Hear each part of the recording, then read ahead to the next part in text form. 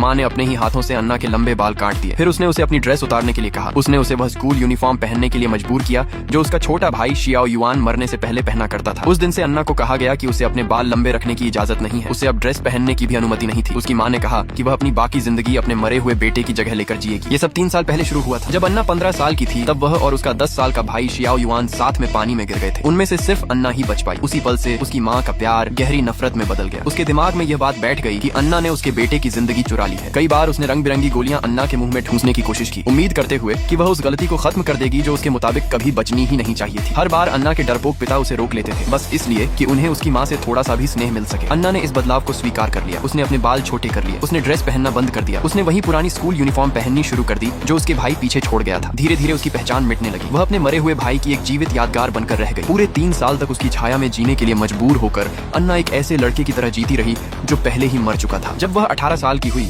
तब परिवार ने लूनर न्यू ईयर का स्वागत किया। उसी समय उसकी माँ फिर से गर्भवती हो गई। अल्ट्रासाउंड में पता चला कि बच्चा एक लड़का है। उसकी माँ खुशी से भर गई। उसे पूरा विश्वास था कि शियाओ युआन वापस आ गया है। अन्ना ने अपनी माँ को पहले कभी इतनी नरम हंसी हंसते नहीं सुना था। उसकी माँ ने अपने पति से कहा कि 3 साल बाद उनका बेटा आखिरकार उसके पास लौट आया है। उसने कहा कि अब उनका परिवार फिर से पूरा हो सकता है। अन्ना रसोई से ताजा बने एग पैनकेक की प्लेट लेकर बाहर आई। वह यह खुशखबरी उनके साथ बांटना चाहती थी, लेकिन उसकी माँ ने उसे ऐसे धक्का दे दिया जैसे वह किसी बीमारी से बच रही है। उसने शिकायत की कि अन्ना से खाना पकाने के तेल की गंध आ रही है और इससे उसके पेट में पल रहे बच्चे को परेशानी हो सकती है। उसके पिता ने अजीब सी झिझक के साथ कहा कि वह अपने कमरे में जाकर कपड़े बदल ले। लिविंग रूम में उसकी माँ ने खुलेआम घोषणा की कि शियाओ युआन वापस आ गया है। उसने कहा कि अब उन्हें उस परेशान करने वाली लड़की को कभी देखने की जरूरत नहीं पड़ेगी। उन शब्दों ने अन्ना के अंदर बची हुई आखिरी ताकत भी तोड़ दी। उसे आखिरकार समझ आ गया, उसका भाई वापस आ गया था। अब परिवार को उसकी तरह किसी विकल्प की जरूरत नहीं थी, इसलिए उसने तय किया कि वह अपनी माँ की वह इच्छा पूरी कर देगी जो कभी उसने की थी। वह अपने कमरे में वापस चली गई। फिर उसने वही रंग बिरंगी गोलियां निकाल ली जिन्हें उसकी माँ सालों पहले उसके मुंह में ठूंसने की कोशिश करती थी। इस बार अन्ना ने उन्हें खुद निगल लिया। गोलियां बहुत कड़वी थीं, लेकिन उसे अजीब सा सुकून महसूस हुआ। उसने सोचा कि उसका भाई आने से पहले ही वह गायब हो जाएगी। इस तरह उसके माता पिता और नया बच्चा 3 लोगों का एक खुशहाल परिवार बन सकते थे। जल्द ही दर्द उसके पूरे शरीर में फैल गया। वह बिस्तर पर सिमट कर लेट गई। उसकी आखिरी इच्छा बहुत साधारण थी। वह बस चाहती थी कि जाने से पहले उसकी माँ उसे एक बार गले लगा ले। अन्ना लेट गई और उसकी चेतना धीरे धीरे धुंधली होने लगी। उसका शरीर हल्का महसूस होने लगा, जैसे वह हवा में तैर रही हो। वह हवा में उड़ते हुए डैंडेलियन की तरह ऊपर उठने लगी। ऊपर से उसने अपने ही शरीर को बिस्तर पर पड़े देखा। उसके मुंह के कोने से धीरे धीरे खून रिस रहा था। उसकी पहली प्रतिक्रिया डर नहीं थी, वह घबरा गई थी। उसे लगा कि वहाँ खून नहीं होना चाहिए, क्योंकि अगर उसकी माँ उसे देखेगी तो वह डर जाएगी। वह पास तैर कर आई